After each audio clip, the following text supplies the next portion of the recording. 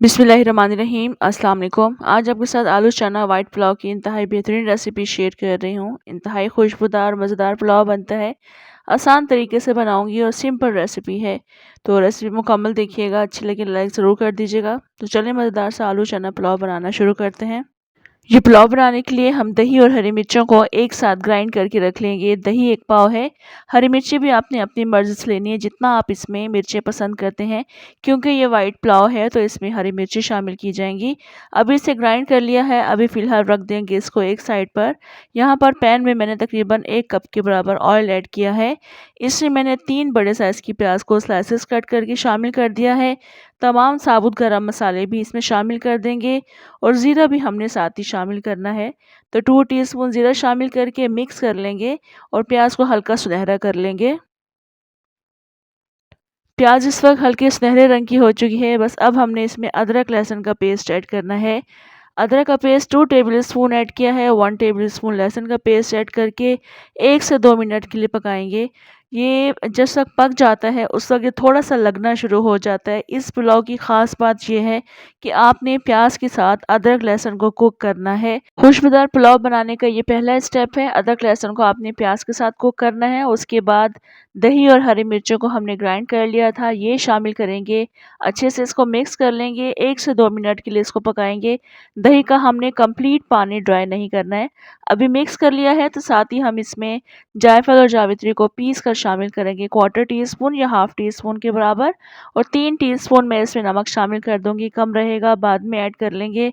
अब हमने दही को इतना पकाना है कि दही का थोड़ा सा पानी ड्राई हो, ज़्यादा पानी ड्राई नहीं करेंगे क्योंकि अभी हमने इसमें आलू शामिल करने हैं।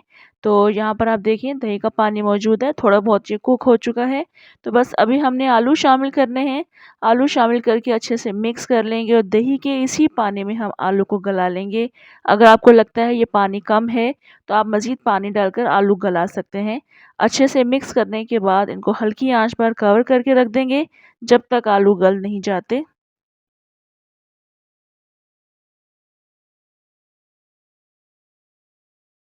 आलू इस वक्त 90% तक गल चुके हैं। थोड़ी बहुत कसर है आलूओं में जो कि बाद में पूरी हो जाएगी क्योंकि आगे जाकर हमने इन्हें चनों के साथ भी कुक करना है।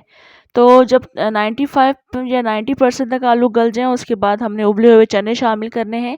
चने फुल बॉयल होने चाहिए। थोड़ा सा नमक डालकर बॉयल किया था और जिस पानी के साथ बॉयल किया था वो भी साथ ही शामिल कर दिया है क्योंकि उसका फ्लेवर इसमें मौजूद है। और ये पानी अब हमने ड्राई करना है। चनों को भी इन तमाम चीज़ों के साथ कुक करना है तो थोड़ा बहुत पानी भी ड्राई कर लेंगे।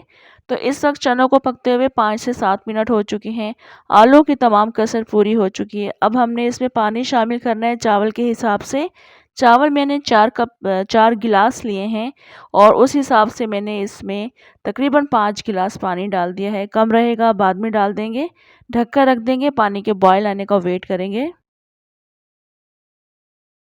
पानी में बॉयल आ चुका है तो अब हमने 1 किलो बासमती राइस इसमें शामिल करने हैं। चावल शामिल करने के बाद अगर आपको लगता है पानी कम शामिल किया है तो आप थोड़ा सा पानी मज़ीद शामिल कर सकते हैं। मुझे भी कम लग रहा था तो मैंने आधा गिलास पानी मज़ीद शामिल कर दिया है।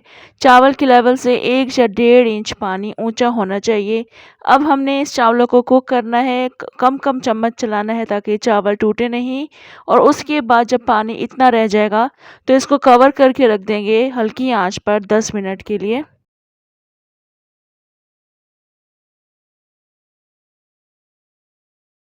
यहाँ आप देख सकते हैं माशाल्लाह इंतहाई लजीज पुलाव बिल्कुल रेडी है। जिस वक्त ये रेडी हो रहा था यकीन जाने पूरा घर खुशबू से महक रहा था और बहुत ही मज़ेदार खुशबूदार पुलाव बनता है। ये ज़रूरी नहीं होता, पुलाव में आपने सौंफ ऐड करनी है, धनिया ऐड करना है।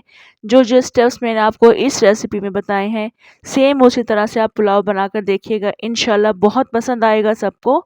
तो इस वक्त चावल मैंने मिक्स कर लिए हैं, अब इसको डिश आउट करेंगे।